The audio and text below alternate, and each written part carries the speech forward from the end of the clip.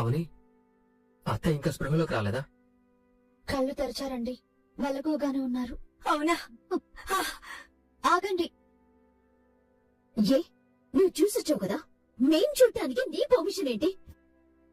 Doctor లోపల treatment చేస్తున్నారు, అందుకే నన్ను బయటకు పంపించారు. డాక్టర్ వచ్చాక వెళ్ళండి. రాజేశ్వరి,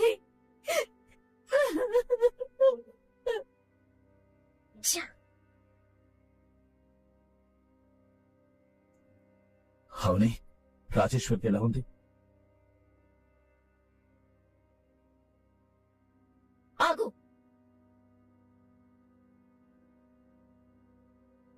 ఎందుకు వచ్చావు ఇక్కడికి? మా మామ్ బతికుందా చచ్చిందా అని చూడటానికి వచ్చావా? నీ వల్లే మామ్ చనిపోవాలనుకుంది. నిన్నిప్పుడు చూసిందంటే మళ్ళీ చచ్చిపోవటానికి ప్రయత్నిస్తుంది. వెళ్ళిపో ఇక్కడి నుంచి, వెళ్ళిపో ఇక్కడి నుంచి. అమ్మా, ఒక్కసారి మీ అమ్మని చూసి. అవసరం లేదు.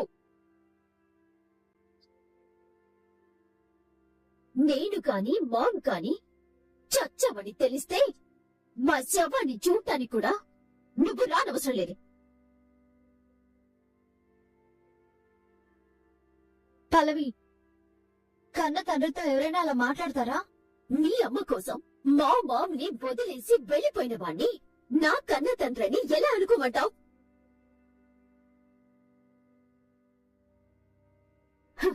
వినేవాళ్ళుంటే మీనాక్షి కూడా నా కన్న తల్లి అని చెప్తావు నువ్వు. ఇంకా ఇక్కడ నుంచి నవ్వేంటి? వెళ్ళిక నుంచి. ఓసై, మీ అమ్మ కూడా అర్థం చేసుకోకుండా ఇలాగే ఆవేశపడింది. ఇప్పుడు నువ్వు కూడా అదే చేస్తున్నావా? ఏయ్, నువ్వు మధ్యలోకి రాకు.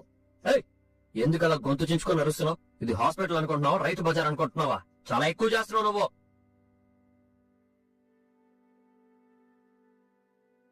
మాయ, మీరు రండి చెప్తాను. పదండి. పదండి.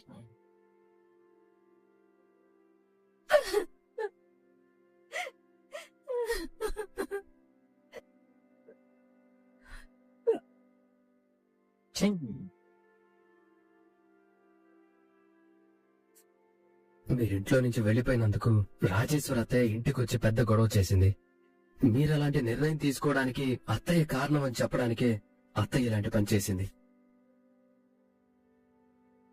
అత్తయ్య మిమ్మల్ని మమ్మల్ని ఎలా అర్థం చేసుకోలేదో ఇప్పుడు పల్లవి కూడా అత్తయ్యలాగే ఆవేశపడుతుంది.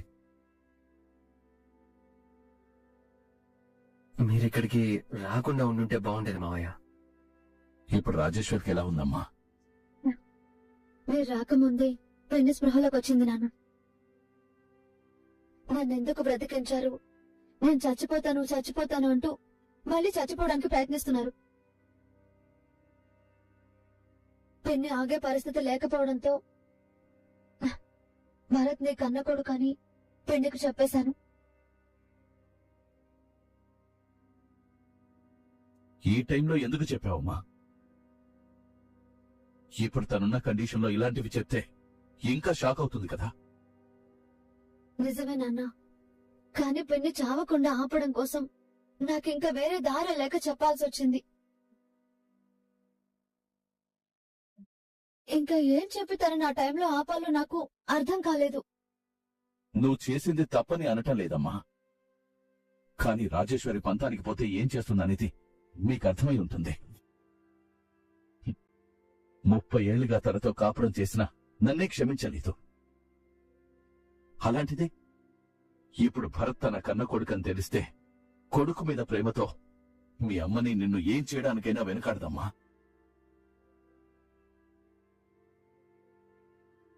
రాజేశ్వరి అనుకుంటే ఏదైనా చేస్తుంది. తను అనుకున్నది జరగడం కోసం ఎంతకైనా తెగిస్తుంది. ఇప్పుడు తనకి నిజం తెలిసింది కాబట్టి ఏం చేస్తుందో అని నాకు భయంగా ఉందమ్మా. పిన్ని ఏం చేయాలనుకున్నా జరిగేది చూడడం తప్ప మనం ఇంకేం చేయలేం నాన్న.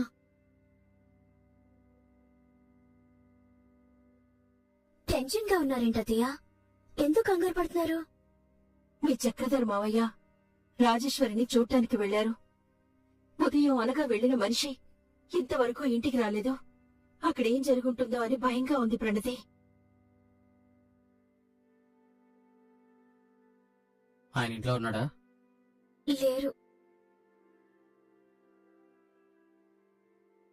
టెన్షన్ గా ఉన్నావేంటి? నా కోసం ఎదురు చూస్తున్నావా లేక మీ ఆయన కోసం ఎదురు చూస్తున్నావమ్మా? మాట్లాడమేంటి? ఎవరి కోసం ఎదురు చూస్తున్నావు? మన అనుకున్న వాళ్ళు ఎవరు టైంకి రాకపోయినా ఎదురు చూస్తాం కదరా. మన అనుకోవడానికి ఆయన మనకు సంబంధించిన మనిషి కాదు. నీ భర్త అనే ఫీలింగ్ నీకుందేమో, నా తండ్రి అనే ఫీలింగ్ నాకేమాత్రం లేదు. భర్తని భర్త అనుకోకపోతే నాకు సంబంధం లేదనో పరాయి వాడనో ఎలా అనుకోమంటావురా? నేను నీ అమ్మన్రా. నువ్వు నా కన్న కొడుకు కాదని ఎవరైనా అంటే నేను తట్టుకోగల్లా, భరించగల్లా? నువ్వేం చిన్నపిల్లాడివి కాదు, అర్థం చేసుకోవేంట్రా? చూడమ్మా, మనం ఇన్నాళ్ళు ఆయన లేకుండానే బతికాం. ఇప్పుడు కూడా అలాగే ఉందామమ్మా. లేని సమస్యల్ని, కొత్త సమస్యల్ని ఎందుకు తలకెక్కించుకుంటున్నావు? నువ్వు ఆయన నమ్మినందుకే నిన్ను ఆయన మోసం చేశాడు. ఆయన చేసిన మోసానికి 30 ఏళ్లు కష్టపడ్డావు, నరకాన్ని అనుభవించావు. అది సరిపోలేదని ఆయన మళ్ళీ నమ్ముతున్నావా? నీ భర్త కోసం నువ్వు మరోసారి మోసపోవడానికి సిద్ధంగా ఉన్నావేమో. నేను లేను. అలాంటి జరిగితే నువ్వు ఆయన్ని క్షమించగలవేమో గాని నేను క్షమించలేను. నీకు కొడుకు కావాలో భర్త కావాలో నువ్వే నిర్ణయించుకో. ఆయన వెళ్ళిపోవడానికి నీకు 4 రోజులు టైం ఇస్తున్నాను. ఆ తర్వాత కూడా వెళ్ళకపోతే నేనే పంపించేస్తాను. రే భరత్, ఆయన ఎలాంటి పరిస్థితుల్లో ఇక్కడికి రావాల్సి వచ్చిందో అర్థం చేసుకోకుండా వాడెలా మాట్లాడుతున్నాడో చూసావా? నువ్వైనా చెప్పమ్మా. నేను చెప్పినా కూడా భరత్ వినడం లేదత్తయ్య. మీ మాటే వినని వారు నా మాట అలా వింటారు చెప్పండి. ప్రణతి, ఆ వస్తున్నా. పల్లవి, పెళ్లికి ఏ ప్రమాదం లేదని చెప్పారు కదా, నువ్వు టెన్షన్ పడకు. నేను ఎలా ఫీల్ అవ్వాలో కూడా నువ్వే చెప్తావా? అంత అవసరం లేదు. మంచి చెప్తే కూడా నెగిటివ్ గా రియాక్ట్ అవడమేనా నీ పని? దేవుడు దిగొచ్చినా కూడా పల్లవి వినే రకం కాదు. అది మ్యానుఫాక్చరింగ్ డిఫెక్ట్. సెట్ చేయడం మన వల్ల కాదు. వదినా, వదిలేసి వదిలే. అవుని, పల్లవి గురించి నువ్వెంత తక్కువగా మాట్లాడితే అంత మంచిది. రే అక్షయ్, డాక్టర్ ఇప్పటికైతే ప్రమాదం లేదని చెప్పారు గాని మళ్ళీ ఇంకెలాంటి ప్రయత్నం చేస్తుందోనని భయంగా ఉందిరా నాకు. పెన్ను ఇంకెప్పుడు అలాంటి ప్రయత్నం చేయదు. భయపడకండి అమ్మమ్మ గారు. నేను చెప్తున్నాను కదా, నా మాట నమ్మండి. మా మామ్ నీకేదో అగ్రిమెంట్ రాసిచ్చినట్టు అంత కాన్ఫిడెంట్ గా చెప్తున్నావేంటి? అంత ఖచ్చితంగా ఎలా చెప్తున్నావు? పిన్ని మరొకసారి అలాంటి ప్రయత్నం చేయకుండా ఏం చెప్పాలో అదే చెప్పాను. ఏం చెప్పావు? అదేంటనేది ఎవరికి చెప్పాలో వాళ్ళకే చెప్పాలి. అందరికీ చెప్పే విషయం కాదది. నీకు చెప్పాల్సింది కూడా ఉంది, కానీ ఇప్పుడు కాదు. టైం వచ్చినప్పుడు చెప్తానది. డాక్టర్ గారు, ప్రమాదమే లేదని చెప్పారు కదా, మా మామ్ ని ఇంటికి తీసుకెళ్లిపోవచ్చా? ఇప్పుడు తీసుకెళ్ళడానికి కుదరదు. ఏదైనా ప్రాబ్లమా డాక్టర్? అలాంటిదేం లేదు. ఆవిడ 100% అవుట్ ఆఫ్ డేంజర్. కాకపోతే మేమిచ్చే మెడిసిన్స్ ఎలా పనిచేస్తున్నాయో చూడ్డానికి 24 అవర్స్ ఆవిడ్ని అబ్జర్వేషన్ లో ఉంచాలి. రేపు హెల్త్ కండిషన్ రిపోర్ట్స్ చూసి డిశ్చార్జ్ చేసేస్తాను. ఇప్పుడు మీరు చూడాలనుకుంటే ఒక్కొక్కరుగా వెళ్లి చూడొచ్చు. ఒకేసారి అందరూ వెళ్లి డిస్టర్బ్ చేయకుండా ఒక్కొక్కరుగా వెళ్లి చూడండి. ఓకే?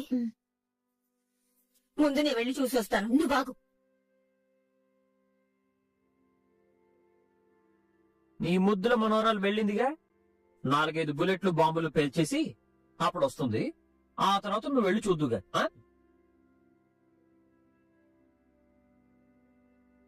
మామ్,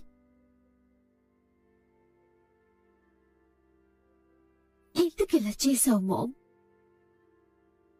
అందరూ నిన్ను ఎన్నెన్ని మాటలు అన్నారు, నేను విన్నాను కదా. అవమానం భరించలేకే నువ్విలా చేసుంటావు. నీకీ పరిస్థితి తీసుకొచ్చిన అవనిని, ఆ మీనాక్షిని నేను వదలమ్మా. ఎందుకు బతుకున్నామా అని బాధపడేలా చేస్తాను. దానికి 10 రెట్లు ప్రతీకారం తీర్చుకుంటాను. అమ్మమ్మ గారు, మీకు క్యాబ్ బుక్ చేస్తాను. పిన్నిని చూసొచ్చాక మీరు ఇంటికి వెళ్ళిపోండి. నేనిక్కడే ఉంటానమ్మా. ఇక్కడుండి ఏం చేస్తావే?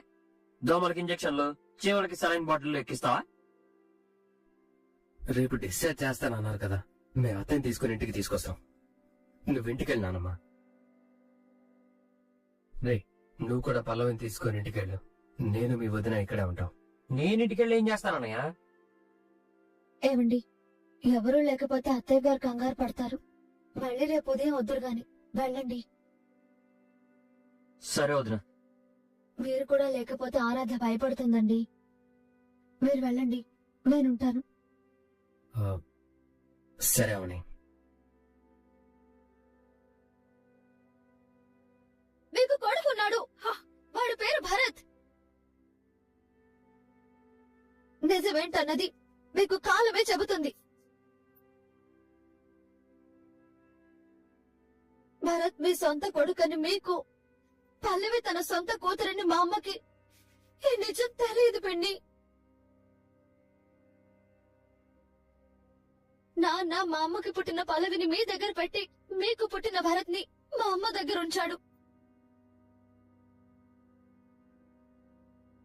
మేడం టాబ్లెట్స్ నువ్వు అక్కడ పెట్టెళ్ళు, నేను తర్వాత వేసుకుంటాను. మర్చిపోకండి మేడం. నాన్న మీ బిడ్డని మార్చాడు. నిజమేంటన్నది మీకు కాలమే చెబుతుంది. అమ్మా అవని, ఏంటమ్మా రమ్మని ఫోన్ చేశావు?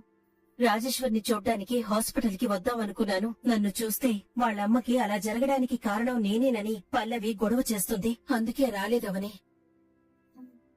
రాజేశ్వరికి ఏం కాకూడదని గుడికెళ్లి రాజేశ్వరి పేరు మీద అభిషేకం చేయించుకొస్తున్నాను. అక్కడ రాజేశ్వరి పరిస్థితి ఎలా ఉందో, రాజేశ్వరిని చూడ్డానికి వచ్చిన మీ నాన్నగారిని వాళ్ళేమంటున్నారోనని టెన్షన్ గా ఉందమ్మా. అక్కడ పరిస్థితిని తెలుసుకుందామని నిన్ను రమ్మని ఫోన్ చేశాను. ఆలస్యం చేయకుండా నేను ఆయన హాస్పిటల్ కి తీసుకెళ్లాం కాబట్టి పిన్నికి ప్రమాదం తప్పింది. ఈ రోజు డిశ్చార్జ్ చేసేస్తామని చెప్పారమ్మా. రాజేశ్వరికి ఏమైనా జరగకూడదు జరుగుంటే మనం తలెత్తుకు తిరగలేని పెద్ద నింద మన మీద పడిపోయి ఉండేది. ఆ నింద పడకుండా దేవుడే మనల్ని కాపాడాడు. నిజమేనమ్మా. మీ నాన్నని తిట్టారా? ఆయన బాధపడుతున్నారా? నాన్న నీ దగ్గరకు వచ్చినందుకే పల్లవి అంత గొడవ చేసిందంటే, పిన్నికి అలా జరిగినందుకు ఇంకెంత గొడవ చేస్తుందో నీకు తెలుసు కదా. అయ్యో, పేషెంట్ లేదేంటి? Doctor, doctor, doctor! ఏమైందమ్మా? రాజేశ్వరి గారు కనిపించట్లేదండి. వాట్? మామ్ కనిపించట్లేదా? అవునండి, ఎక్కడికి వెళ్ళారో తెలియట్లేదు. అయ్యో,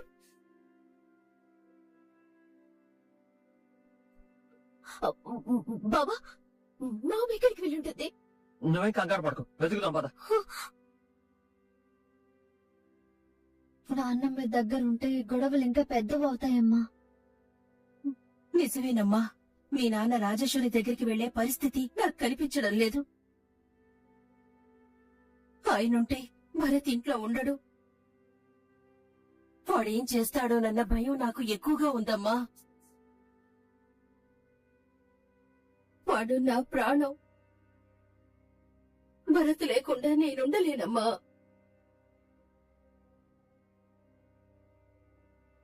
పిన్ని, జ్యూస్ ఏమైనా తీసుకురమ్మంటారా? నీతో కొంచెం మాట్లాడాలి. అసలు దేని గురించి మాట్లాడుతుంది? చెప్పండి పిన్ని. నాకు నా కడుపున పుట్టిన నా కొడుకు కావాలి. నువ్వెళ్ళి భరత్ నీ కొడుకు కాదు అని మీ అమ్మకి చెప్పు. మా అమ్మ తట్టుకోలేదు పిన్ని. నువ్వు తీసుకురాకపోతే నా కొడుకు నా దగ్గరకొచ్చేలాగా నేనే చేసుకుంటాను.